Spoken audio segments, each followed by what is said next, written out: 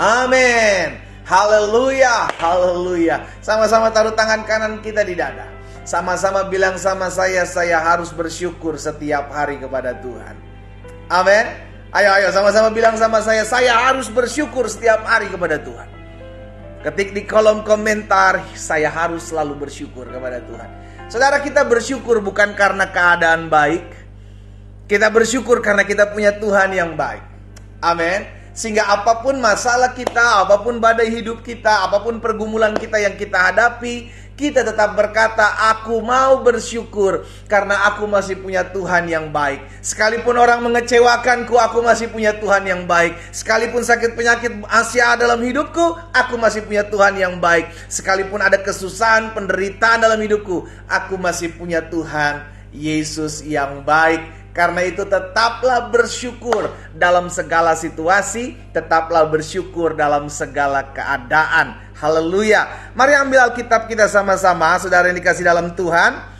Pagi hari ini kita sudah ada di dalam dalam Imamat pasal 20 maksud saya. Iya kan, masa mundur lagi ya kan, Keluaran. Imamat pasal 20. Imamat pasal 20 ayat yang pertama sampai dengan ayat yang ke-8.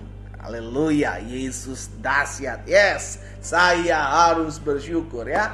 Saudara dikasih dalam Tuhan, apapun keadaan kita percaya kok Allah turut bekerja dalam segala sesuatu untuk mendatangkan kebaikan apapun yang kita hadapi. Kita punya Tuhan yang sanggup mengubahkan keadaan. Orang boleh mereka-rekakan yang jahat dalam hidupmu, orang boleh merencanakan yang buruk dalam hidupmu, tapi Tuhan bisa pakai semuanya itu karena Dia Tuhan, baginya tidak ada perkara yang mustahil.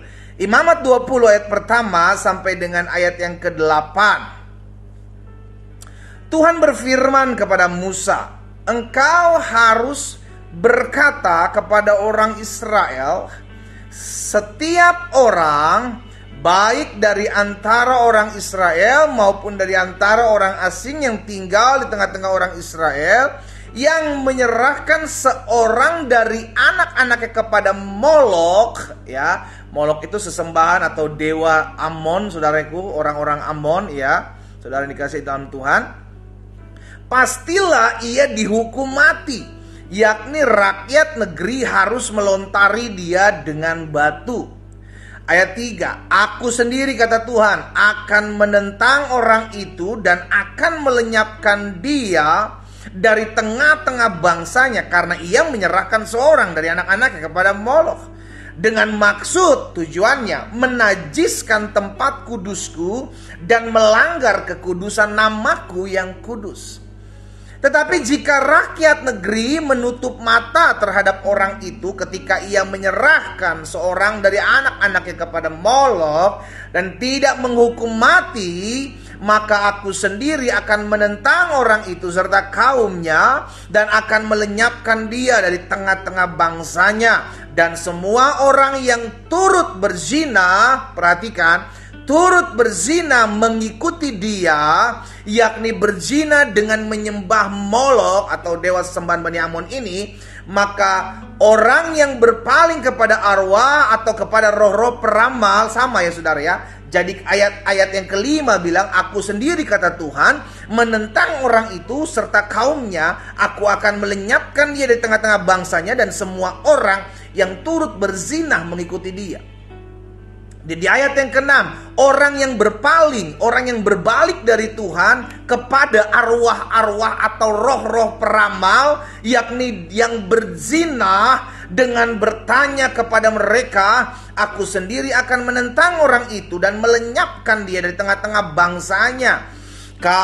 Maka kamu ayat 7 harus menguduskan dirimu dan kuduslah kamu sebab akulah Tuhan Allahmu. Demikianlah kamu harus berpegang pada ketetapanku dan melakukannya. Akulah Tuhan yang menguduskan kamu. Saudara yang dikasih dalam Tuhan, kita lihat di sini ketika bangsa Israel akan memasuki tanah perjanjian, Tuhan memberikan hukumnya. Ya, hukumnya apa? Agar jangan berzina, bukan secara fisik lagi. Itu sudah diajarkan ya kan, tentu berzina secara fisik sudah dikasih hukumnya. Dan ini sekarang berzina secara roh, yakni meninggalkan Tuhan, berpaling dari Tuhan kepada roh-roh peramal, kepada arwah-arwah, berpaling kepada dewanya Amon. Tujuannya sederhana, supaya Tuhan ikatkan hati mereka kepadanya. Agar anak-anak Tuhan, bangsa Israel pada saat itu hatinya terikat hanya kepada Tuhan, bukan dengan hal-hal yang di luar Tuhan. Baik kepada Molok, saudara dikasih dalam Tuhan, sesembahan dewa Bani Amon pada saat itu, dan kepada roh-roh peramal, arwah-arwah. Nah, hari ini akan saya bagikan buat setiap kita. Hati-hati dengan perzinahan secara rohani. Engkau mengkhianati Tuhanmu. Mungkin sekarang kita tidak lagi menyembah patung, kita tidak lagi menyembah dewa-dewa. Tetapi apa yang membuat kita jatuh cinta melebihi Tuhan? Engkau sudah menduakan Tuhan. Kita lihat dulu Keluaran pasal 34 ayat 12 sampai dengan ayat 15. Keluaran pasal 34 ayat 12 sampai 15 bilang begini. Berawas-awaslah, berhati-hatilah, waspadalah, berjaga-jagalah, ya. Janganlah kau adakan perjanjian dengan penduduk negeri yang kau datangi itu, supaya jangan mereka menjadi jerat bagimu di tengah-tengahmu. Jadi kemanapun bangsa Israel pergi ini ditetapkan, hati-hati dengan dewa-dewa mereka. Jangan sampai hatimu terikat dengan dewa-dewa mereka. Ayat selanjutnya 13. Sebaliknya, mesbah-mesbah mereka haruslah kamu rubuhkan. Tugu-tugu berhala mereka kamu remukkan, dan tiang-tiang berhala mereka kamu tebang. Sebab janganlah engkau bersujud menyembah kepada Allah lain, karena Tuhan yang namanya cemburuan adalah Allah yang cemburu. Ayat 15. Jangan engkau sampai mengadakan perzinahan dengan penduduk negeri itu. Apabila mereka berzina dengan mengikuti Allah mereka, ya kan? Ini bicara tentang perzinahan rohani. Apabila mereka berzina dengan mengikuti Allah mereka dan mempersembahkan korban kepada Allah mereka, maka mereka akan mengundang engkau dan engkau akan ikut makan korban sembelihan mereka. Jadi saudara dikasih dalam Tuhan, bangsa Israel diingatkan oleh Tuhan, hati-hati ketika engkau memasuki tanah perjanjian, tanah yang akan kuberikan kepadamu. Di sana nggak kosong, ada bangsa-bangsa lain. Tetapi hati-hati, berawas-awas, berjaga-jaga. Jangan sampai engkau mengikuti sesembahan mereka. Jangan sampai engkau turut bersama-sama memberikan persembahan kepada mereka, bukan kepada Allah. Ya. Jadi saudara dikasih dalam Tuhan, bangsa Israel diingatkan tentang perzinahan rohani ini. Satu ayat lagi, 1 Korintus 6 ayat 17. 1 Korintus pasal 6 ayat 17 bilang begini. Tetapi siapa yang mengikatkan dirinya pada Tuhan, dia akan menjadi satu roh dengan dia. Jadi kalau kita mengikat diri kita kepada Tuhan, kita akan menjadi satu roh dengan Tuhan. Tetapi sebaliknya, kalau engkau mengikatkan dirimu dengan bukan Tuhan, engkau akan jadi sama dengan dia. Mulai dari kelakuannya, karakternya, sikapnya. Ketika engkau mengikatkan dirimu dengan Tuhan, maka engkau jadi satu roh dengan dia. Engkau mengerti apa yang Tuhanmu mau. Ya, jadi saya pelajari gini saudara. Hati-hati sekali.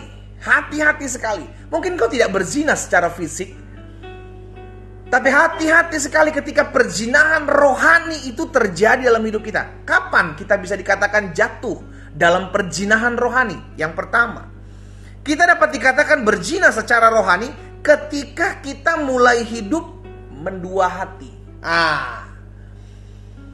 Baik secara fisik maupun secara rohani, yang namanya mendua hati, engkau sudah berzina. Apa maksudnya mendua hati? Ini perlu kita lihat sama-sama. Mendua hati itu maksudnya begini. Di sisi lain, setiap hari Minggu engkau beribadah, di setiap hari engkau berdoa, di setiap hari engkau memanggil nama Tuhan, tetapi di hari-hari yang sama engkau beribadah kepada Tuhan, engkau tetap menyakiti hati sesamamu. Engkau tetap membenci hati sesama pribadi orang-orang yang menyakitimu. engkau sedang mendua hati. Dan Alkitab katakan orang yang mendua hati tidak akan tenang dalam hidupnya. Jadi hati-hati sekali saudara yang dikasih dalam Tuhan. Kapan kita disebut berzina secara rohani? Ketika kita berjalan atau kita hidup mendua hati. Apa maksudnya mendua hati? Engkau beribadah kepada Tuhan, engkau mencari Tuhan, tetapi di waktu yang bersama engkau membenci sesamamu. Mulut kita yang kita pakai memuji, menyembah Tuhan, menyanyi tadi seperti tadi, tapi keluar dari ibadah, saudara, kita mulai memaki orang, kita mulai ngomongin orang, kita mulai nyakiti hati orang lain. Kita sedang mendua hati. Nah, ini bahaya saudara yang dikasih dalam Tuhan. Mungkin kita pikir ya wajar dong pendeta dia nyakiti hati saya, wajar dong pendeta dia mengkhianati saya sakit hati, saya kedendam, saya kecewa. Itu gak wajar. Karena bukan seperti itu yang Yesus ajarkan. Coba kita lihat sama-sama dalam 1 Yohanes 4 ayat 20. Saudara, saya mau bagikan hal ini supaya kita menyadari jangan sampai kita kena tipuannya, triknya si iblis. Kita diizinkan beribadah, gak apa-apa lu beribadah, gak apa-apa engkau menyembah Tuhan, gak apa-apa engkau melayani Tuhan. Selama hatimu masih menyimpan dendam, selama hatimu masih menyimpan benci, engkau tetap menjadi antek-anteknya si jahat. Dan kita mendua hati namanya. 1 Yohanes 4 ayat 20 bilang begini.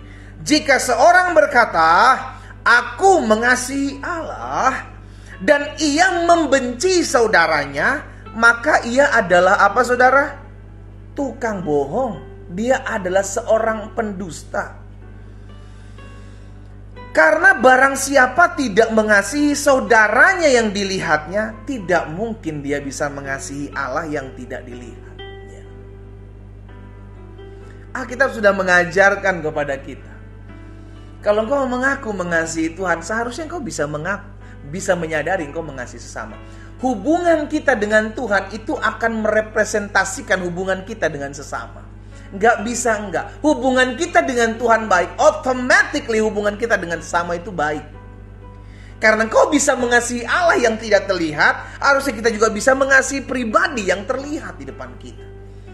Bagaimana kita bilang kita bisa mengasihi Allah yang tidak terlihat, sedangkan pribadi depan kita aja tidak kita kasihi? Seorang pendusta, pembohong. Catat baik-baik ayat ini. 1 Yohanes 4 ayat 20. Jadi kapan kita dikatakan berzina secara rohani? Ketika kita hidup mendua hati. Apa maksudnya mendua hati? Di sisi lain kau beribadah kepada Tuhan, kau menyayangi Tuhan, kau mencintai Tuhan, kau bernyanyi memuji Tuhan, tetapi di waktu yang sama engkau masih menyimpan benci terhadap sesamamu. Engkau masih suka ngomongin orang, engkau masih suka fitnah orang. Dengan mulutmu menyakiti hati sesamamu. Bahkan di dalam Yakobus 3 ayat 9 dan 10, coba lihat. Yakobus 3 ayat 9 dan ayat 10. Yakobus 3 ayat 9 dan ayat 10. Dengan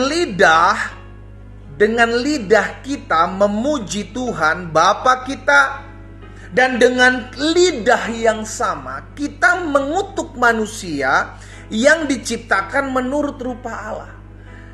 Dari mulut yang satu keluar berkat dan kutuk. Hal ini saudara-saudaraku tidak boleh demikian terjadi. Gak bisa satu mata air, satu sumber itu memancar dua rasa. Jadi saudara dikasih dalam Tuhan, hari ini kita diingat. Hati-hati sekali. Jangan sampai kita berzina secara rohani tanpa kita sadari bahwa sedang berzina. Kapan dikatakan kita sedang berzina? Ketika kita mulai hidup mendua hati. Kapan kita mendua hati? Ketika di waktu yang sama kita memuji menyembah Tuhan, di waktu yang sama kita menyakiti hati sesama kita, kita masih menyimpan sakit hati kepada mereka, kita belum melepaskan pengampunan, tapi engkau masih menyembah Tuhan. Yesus pernah bilang begini, jika engkau hendak memberikan persembahanmu kepada Allah, dan kau teringat akan saudaramu, keluargamu, sahabatmu, sesamamu, yang masih ada hubungan yang tidak baik, tinggalkan persembahanmu itu, pergi berdamai dengan mereka, baru kembali setelah itu mempersembahkan. Jadi hubungan kita dengan Tuhan itu merepresentasikan hubungan kita dengan sesama. Jadi yang pertama, kapan kita mulai berzina secara rohani? ketika kita hidup mendua hati. Yang kedua, kapan kita dapat dikatakan berzina secara rohani? Yang kedua, ketika perasaan kita mulai tumpul. Saudaraku, coba lihat di dalam Efesus pasal 4. Efesus pasal 4 ayat 19. Efesus pasal 4 ayat 19 bilang begini. Perasaan mereka telah tumpul, sehingga mereka, dampak dari perasaan yang tumpul, dampak dari tidaknya lagi hidup dipimpin oleh Tuhan, maka mereka menyerahkan diri kepada kepada hawa nafsu dan mengerjakan dengan serakah segala macam kecemaran. Orang yang perasaannya sudah tumpul, perasaan tumpul maksudnya apa? Engkau tidak lagi mau hidup dituntun oleh Roh Allah. Ketika kita memberi diri dipimpin oleh Tuhan, maka biarlah hidupmu juga dituntun oleh Roh Allah. Alkitab katakan ketika engkau hidup oleh Roh Allah, maka biarlah hidupmu juga dipimpin oleh Roh Allah. Jadi orang yang hidupnya dipimpin oleh Roh Allah itu akan sensitif perasaannya, dalam arti mau mengikuti tuntunan Tuhan. Ya. Tetapi sebaliknya, orang yang perasaannya telah tumpul, dia akan memberikan diri untuk menyerahkan diri kepada segala hawa nafsu. Ya udahlah, nggak apa-apalah saya buat zina sekali-sekali, ya nggak apa-apalah saya bohong sekali-sekali, ya nggak apa-apalah nyakitin orang, ya nggak apa-apalah, Tuhan juga ngertilah perasaan saya. Perasaannya telah tumpul. Seorang perasaannya telah tumpul, kenapa? Karena tidak lagi intim dengan Tuhan, sehingga tidak lagi bisa dituntun. Tuhan udah ingatkan lepaskan pengampunan, tapi masih simpan benci. Tuhan udah ingatkan jangan bohong, tapi masih aja lakukan. Tumpul. Tidak lagi tajam dengar suara Tuhan, ya. Perasaan mereka telah tumpul sehingga mereka menyerahkan diri kepada hawa nafsu. Orang yang perasaannya telah tumpul, orang tidak lagi mengikuti peraturan Tuhan, orang yang tidak lagi mau dituntun, ia akan menyerahkan dirinya kepada berbagai hawa nafsu, dan dampaknya akan mengerjakan dengan segala serakah, segala macam kecemaran. Hancur saudara, hancur. Dimulai dari perasaan yang sudah tumpul, tidak lagi mau diatur, tidak lagi mau dituntun, tidak lagi mau diarahkan oleh Tuhan. Jadi kapan kita dapat dikatakan berzina secara rohani? Yang pertama, ketika kita mulai hidup mendua hati. Yang kedua, ketika perasaan kita mulai tumpul atau kita tidak lagi mau dituntun oleh Roh Tuhan. Dan yang ketiga, ketika hidup kita tidak lagi terikat dengan Tuhan. Hati-hati. Perzinahan biasanya dimulai dari pandangan yang dialihkan. Sama, berzina secara rohani, berzina secara jasmani pun demikian. Pandangannya dialihkan, dimulai dari tidak lagi memandang istri, tidak lagi memandang suami sendiri, mulai dialihkan kepada pandangan kepada istri orang lain, suami orang lain. Dimulai dari pandangan. Lama-kelamaan mulai apa? Mulai diresponi. Oh kok cantik banget ya, oh kok tampan banget ya, oh kok dia baik banget ya, berbeda ya dengan suami saya, berbeda ya dengan istri saya. Mulai ada ketertarikan, dimulai dari pandangan yang dialihkan. Sama, perzinahan rohani pun demikian. Pandangan kita sudah tidak lagi kepada Tuhan, pandangan kita kepada berkatnya Tuhan. Ini yang seringkali terjadi. Kita tidak lagi mencari Tuhan, tapi yang kita kejar, yang kita cari adalah berkatnya Tuhan. Sedangkan Yesus mengajarkan, carilah kerajaan Allah serta kebenarannya terlebih dahulu. Itu dulu. Baru dampaknya apa? Semuanya akan ditambahkan kepadamu. Ketika hati kita terikat bukan lagi kepada Tuhan, saudaraku, engkau sudah melakukan perzinahan secara rohani. Mulailah ikat hatimu dengan Tuhan. Jangan pernah engkau mengikat hatimu dengan sesuatu yang bukan Tuhan. Engkau akan mengalami kehausan, engkau akan mengalami dahaga, engkau mengalami kekosongan dalam dirimu. Jika itu adalah yang kau rasakan hari-hari ini. Engkau ikut Tuhan, engkau beribadah, tapi hatimu terasa kosong, hatimu terasa hampa. Berarti ada sesuatu yang salah dalam hidupmu. Berarti jangan-jangan selama ini yang kita ikuti bukan Tuhan, yang kita ikat hati kita bukan Tuhan. Ini yang berbahaya ya saudara ya. Karena itu pastikan setiap kita untuk melihat keadaan ini, bahwa kalau memang kita hidup terikat kepada Tuhan, maka kita nggak bisa hidup di luar Tuhan. Setiap hari kita cari Tuhan, setiap hari kita rasa haus dan lapar akan Tuhan. Tapi sebaliknya kalau engkau merasa yang engkau bisa memulai hari tanpa doa, engkau bisa memulai hari tanpa menyembah Tuhan, engkau bisa memulai hari tanpa baca Alkitab, itu dipertanyakan. Jangan-jangan hati kita bukan lagi terikat kepada Tuhan, tapi hati kita terikat kepada kekuatan kita, hati kita terikat kepada pekerjaan kita, hati kita mungkin terikat kepada berkat-berkatnya Tuhan, bukan lagi kepada pribadi Tuhan. Maka sejatinya kita sudah berzina secara rohani. 3 hal ini saya bagikan buat setiap kita. Hati-hati di akhir zaman. Iblis akan pakai 1001 cara untuk membuat setiap kita jatuh dalam perzinahan secara rohani. Bukan lagi main jasmani. Jasmani kita tahu jelas itu salah, jelas itu tidak berkenan kepada Tuhan. Tetapi kalau iblis tahu, iblis main licik, saudara. Iblis main tricky, dia tipu. Sehingga akhirnya tanpa kita sadar kita terjatuh dalam perzinahan rohani. Kapan kita melakukan perzinahan rohani? 3 hal ini. Yang pertama, ketika kita hidup mendua hati. Apa itu mendua hati? Di satu sisi engkau beribadah kepada Tuhan, di satu sisi engkau melayani Tuhan, tetapi di sisi yang lain kau masih menyimpan dendam, kau masih menyimpan sakit hati, kau masih menyimpan kecewa. Di sisi lain kau memuji menyembah Tuhan dengan mulutmu, tetapi di sisi yang lain dengan mulut yang sama engkau memaki orang, engkau ngomongin orang, engkau berdusta, engkau berbohong. Engkau sedang mendua hati dan kau sudah jatuh dalam perzinahan secara rohani. Yang kedua, kapan kita dikatakan dapat berzina secara rohani? Ketika perasaan kita mulai tumpul, tidak lagi mau hidup dituntun oleh roh Tuhan. Dan yang ketiga, kapan kita dikatakan berzina secara rohani? Ketika hidup kita tidak lagi terikat dengan Tuhan, tetapi terikat dengan sesuatu yang sifatnya sementara. Mungkin itu berkat Tuhan, mungkin itu pekerjaanmu, mungkin itu hobimu, mungkin itu bisnismu, mungkin itu sesuatu yang merasa membuat engkau tertarik. Engkau sedang jatuh, engkau sedang ada dalam perzinahan secara rohani.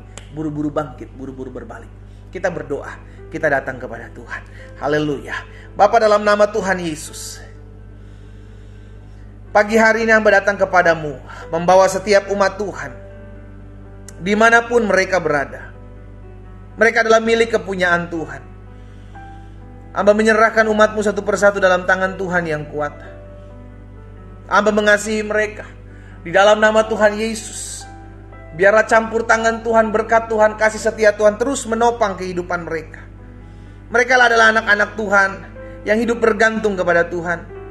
Mereka adalah anak-anak Tuhan yang ada dalam perlindungan Tuhan. Mereka dijaga, mereka dipagari oleh kuasa Tuhan. Hamba berdoa bagi mereka ya Bapa, di dalam nama Yesus. Biarlah hari-hari yang mereka jalani, hari-hari yang mereka lalui, mereka tetap melekat kepada Tuhan. Hamba berdoa baik teman-teman yang mengikuti secara live di Facebook, di Zoom, di Instagram maupun di TikTok. Pagi hari ini tidak ada seorang pun yang terlewat daripada lawatan Tuhan. Pagi hari ini setiap kami dijamah dan dipulihkan Tuhan, sehingga hati kami berbalik kepada Tuhan. Hati kami dipulihkan oleh Tuhan di dalam nama Yesus. Dan biarlah hati kami hanya terikat kepada Tuhan. Kami tahu di hari-hari akhir ini Tuhan akan datang masa yang sukar, akan datang masa yang tidak mudah. Itu sebabnya kami minta tuntunan Tuhan, kami minta arahan Tuhan. Tuhan tolong setiap kami, sehingga kami tidak jatuh dalam perzinahan secara rohani. Kami menduakan Tuhan, kami mulai menyimpang dari kehidupan kami bersama-sama dengan Tuhan. Hari ini hamba berdoa dalam nama Yesus, jamah satu persatu hati kami Tuhan.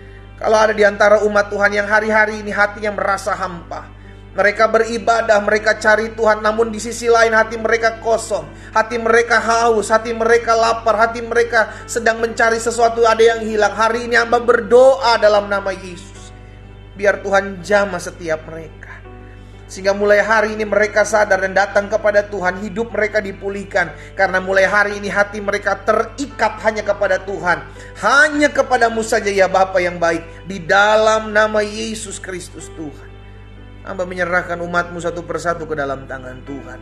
Tuhan sertai, Tuhan tolong setiap kami, sehingga kami diberikan kepekaan rohani untuk menyadari akan segala sesuatu yang terjadi. Hamba percaya di dalam nama Tuhan Yesus ada kuasa, di dalam nama Tuhan Yesus ada pemulihan, di dalam nama Tuhan Yesus ada jamahan satu persatu di rumah kami masing-masing. Terima kasih Bapa. Hamba juga berdoa buat yang sakit di dalam nama Yesus, karena hamba percaya ada tertulis, disampaikan firman, disembuhkan mereka. Sebab firman Allah berkuasa Dan hamba berdoa dari tempat ini, di dalam nama Yesus, segala kelemahan tubuh, segala penderitaan sakit penyakit yang dialami oleh umat Tuhan, dan pagi hari ini hamba berdoa di dalam nama Yesus, Tuhan jamah dalam nama Yesus. Kami percaya oleh bilur-bilur-Mu kami yang sakit pagi hari ini sudah dijamah dan disembuhkan Tuhan. Dalam nama Yesus kami terima dengan iman. Terima kasih Bapa yang baik. Kami bersyukur Tuhan.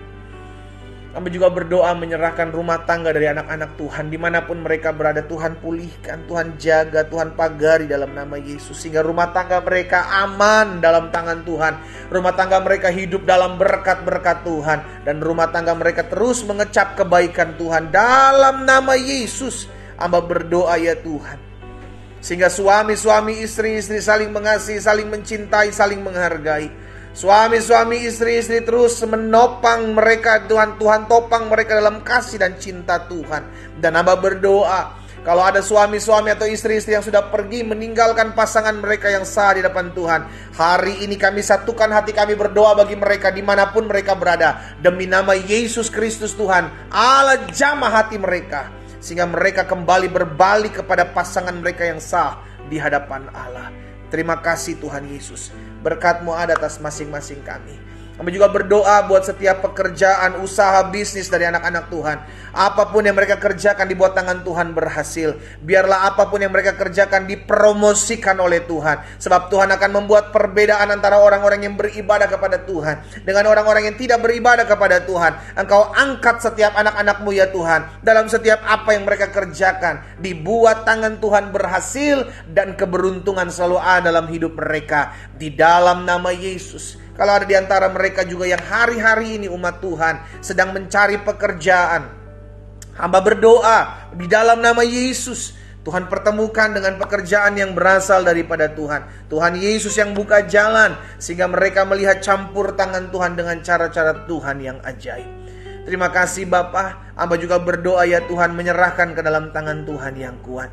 Biarlah Allah yang memberkati terus senantiasa orang-orang muda dimanapun mereka berada, mereka dalam penjagaan Tuhan, mereka dalam penyertaan Tuhan, mereka dalam pertolongan Tuhan. Sehingga orang-orang muda ini selalu ada dalam perlindungan Tuhan. Dijauhkan dari mara bahaya, dijauhkan dari niat rancangan orang jahat, dijauhkan dari pergaulan yang buruk. Dalam nama Yesus, biarlah di akhir zaman ini orang-orang muda menjaga hidup mereka takut akan Tuhan, dan hati mereka tertuju kepada Tuhan. Biarlah ya Tuhan, campur tangan-Mu ada atas masa muda mereka, sehingga masa muda mereka menjadi baru seperti burung rajawal yang terbang tinggi dengan kekuatan sayapnya. Allah jaga, Allah pagari orang-orang muda ini di dalam nama Tuhan Yesus Kristus.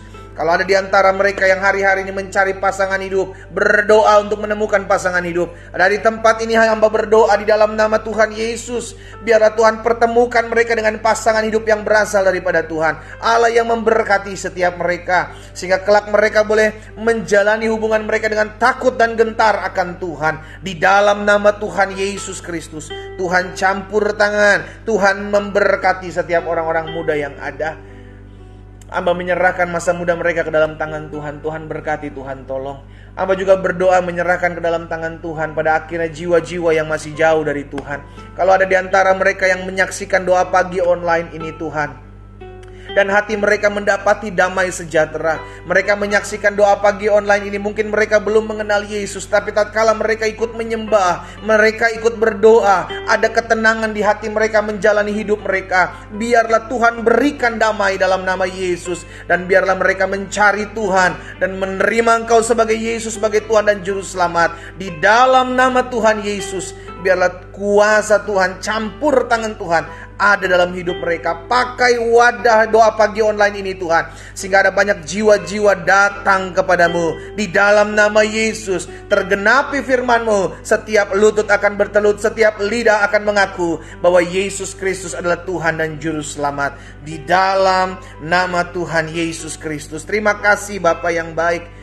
Pagi hari ini kami juga berdoa buat kota kami. Kota kami aman, kota kami damai, kota kami diberkati. Udara di kota kami baik dalam nama Yesus. Tuhan tolong. Dan kami juga berdoa ada kota-kota yang mungkin belum hujan sampai hari ini. Kami berdoa meminta hujan yang berasal daripadamu ya Tuhan. Di dalam nama Yesus, berkati kota-kota kami Tuhan, sehingga kota kami aman, damai, ada berkat-berkat Tuhan. Hasil-hasil bumi kota kami baik dalam nama Yesus. Terima kasih Tuhan Yesus. Berkati juga bangsa kami Bapa, bangsa Indonesia kami serahkan dalam tangan Tuhan.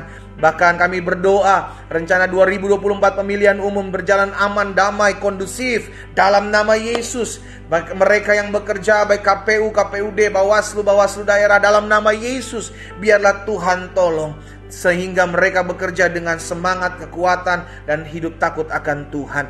Dan kami juga berdoa buat pemimpin-pemimpin kami, mulai dari Bapak Presiden, Wakil Presiden, seluruh jajaran menteri yang ada kami doakan, bahkan Panglima TNI Kapolri beserta jajarannya. Dan kami berdoa di dalam nama Tuhan Yesus buat pemimpin-pemimpin daerah ya Tuhan. Mulai dari gubernur, wali kota, bupati, bahkan seluruh camat, lurah, RT, RW atas bangsa kami. Biarlah pimpinan mereka dipimpin oleh Tuhan, kuasa Allah berdaulat. Bahkan kami berdoa ya Tuhan buat gereja-gereja Tuhan, hamba-hamba Tuhan di berbagai-bagai pelosok, berbagai-bagai tanah air, bahkan di luar-luar negeri dalam nama Yesus. Tuhan memberkati, Tuhan meneguhkan dengan tanda-tanda heran, sehingga gereja-gereja di tempat di mana anak-anak Tuhan beribadah aman, damai, diberkatilah oleh Tuhan. Terima kasih Bapa yang baik. Kami bersyukur buat pagi hari ini. Kami memulai hari ini bersama-sama dengan Tuhan, dan kami percaya hidup kami diberkati Tuhan. Hamba juga berdoa buat setiap anak-anak Tuhan yang mungkin tidak tinggal di Indonesia, mereka tinggal di luar-luar negeri. Diberkatilah negara di mana mereka tinggal. Di dalam nama Yesus, negara bangsa mereka juga diberkatilah oleh Tuhan dengan damai sejahtera, dengan hasil-hasil bumi yang baik, sehingga di tempat di mana anak-anak Tuhan berada, kota manapun, negeri bangsa manapun, mereka hidup dalam berkat dan anugerah Tuhan. Pada akhirnya kami ucapkan berkat damai atas Israel. Di dalam nama Tuhan Yesus, Palestina, diberkatilah bangsa Israel, diberkatilah Palestina, anak-anak Tuhan Yesus yang ada di sana dalam perlindungan Tuhan. Di dalam nama Tuhan Yesus, sehingga kami percaya apapun yang terjadi, semua mendatangkan pertobatan jiwa-jiwa untuk kemuliaan nama Tuhan Yesus. Terima kasih Bapa yang baik. Kami berdoa karena kami percaya doa orang benar, bila dengan yakin didoakan, sangat besar kuasanya. Kami aminkan apa yang kami doakan terjadi, sehingga tergenapi apa yang firman Tuhan katakan. Apapun juga yang kamu doakan dan kamu minta, percayalah bahwa kamu telah menerimanya, maka hal itu akan diberikan kepadamu. Kami aminkan terjadi di dalam nama Yesus Kristus Tuhan. Kami berdoa, sama-sama kita katakan amin. Haleluya. Saudara yang dikasih dalam Tuhan, hati-hati dengan perzinahan rohani. Terlihatnya seperti biasa, tetapi sejatinya kita sudah jatuh. Berjaga-jagalah, waspadalah.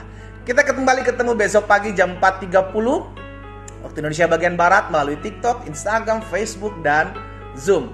Bantu informasikan ke teman-teman lain, kerabat, keluarga kita, ya kan, supaya mereka juga bisa bergabung menikmati berkat-berkat Tuhan dan bertumbuh dalam pengenalan akan Tuhan. Doa saya menyertai kita semua. Selamat pagi, selamat beraktivitas, dan Tuhan Yesus memberkati. Shalom, shalom.